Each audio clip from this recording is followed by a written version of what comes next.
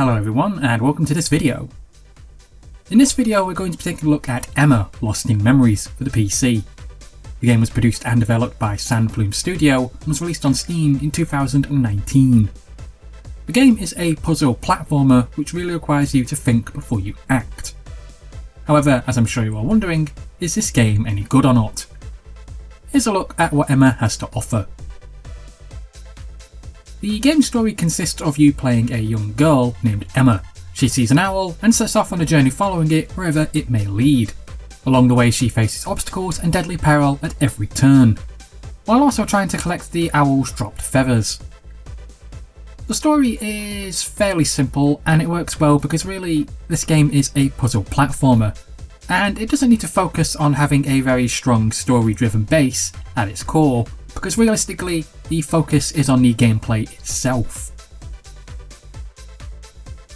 Character wise, Emma is essentially the game's main character and really she's all you get, unless of course you count Mr. Owl. You do learn a little bit about Emma herself as the game progresses through in story mode, but you're never really given anything that deep or meaningful. Emma is beautifully well drawn and a created character, but personally I never really felt throughout the game that she came across as having any real type of personality. It is, as I stated at the start with the story aspect of the game, it's there and it's nice, but really it isn't the game's main focus. Gameplay for Emma consists of a mixture between puzzle and platforming. The moment you start moving, the ground beneath your feet will start to disappear. So right from the very start you need to look at your environment and think about the best course that you're going to take, as one simple mistake could cost you dearly. And believe me when I say this, you are going to die a lot. If the developer does do an update in the future with more levels, I am honestly tempted to get in contact with them and suggest that they name it Emma Lost in Memories Prepare to Die Edition. The gameplay is hard and extremely challenging, because at first the game fools you into thinking it will be easy. Then literally without any warning, it pulls the rug from under your feet and proceeds to throw you in at the deep end. Things get hard fairly quickly and then just proceed to get even harder the more you progress, with some of the stages leaving you scratching your head wondering how on earth you're even meant to complete them. When it comes to this game's gameplay, prepare to use your brain, prepare to be wrong, prepare to be frustrated, and then prepare to go back to the drawing board and think on how you're meant to complete a lot of this game's stages. For example, just take a look at this screenshot here alone. It literally just hurts to look at it and thinking what you need to do to complete this stage. And this is one of the easier ones. It just gets much harder and much worse the more you progress. It really is going to be causing a lot of brain ache. The graphics and art style for this game were all originally done by hand.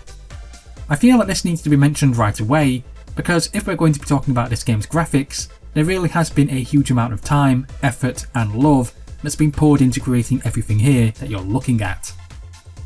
Everything was drawn by hand and then redone on a computer and given its colour and animations and its life. So there's a lot of work that's been put in here for an indie game, especially for such a small team with just 2 animators. The games engine that was used to create everything that you see in this game was the Unity engine, and while I do understand that some developers do like to use the Unity engine, I personally am 50-50 with it, because I know it can be quite difficult to deal with at times, and also that with some users, the Unity engine can cause a bit of a problem and not work for everyone. So I'm going to put this out there now that if you have purchased a game in the past using the Unity engine, this game also uses that, so there is a chance that you may come across some slight issues with the game, such as button responses on controllers not working fully and a few graphical glitches here and there. It's just the slight problem with using the Unity engine. The game's environments have you start off at one end of the stage and then end by reaching the other. The only problem is that all the obstacles are placed everywhere and at the moment you start to touch anything, it disappears.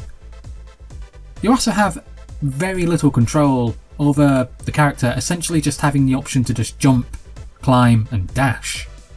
The moment you start moving forward, you can't stop, and with all these obstacles in the way, you don't really feel like you have full control of the character themselves, and this in itself is going to require a lot of precision in order to complete a lot of the game's later environments.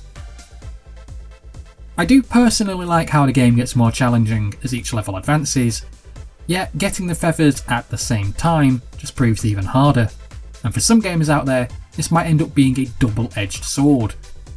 For some gamers who love difficult levels, which require exact actions at exact moments, then this is perfect for you. For other gamers who get frustrated very quickly, then be warned, as the first few stages are relatively easy, but then the difficulty quickly skyrockets as the levels just get more and more harder.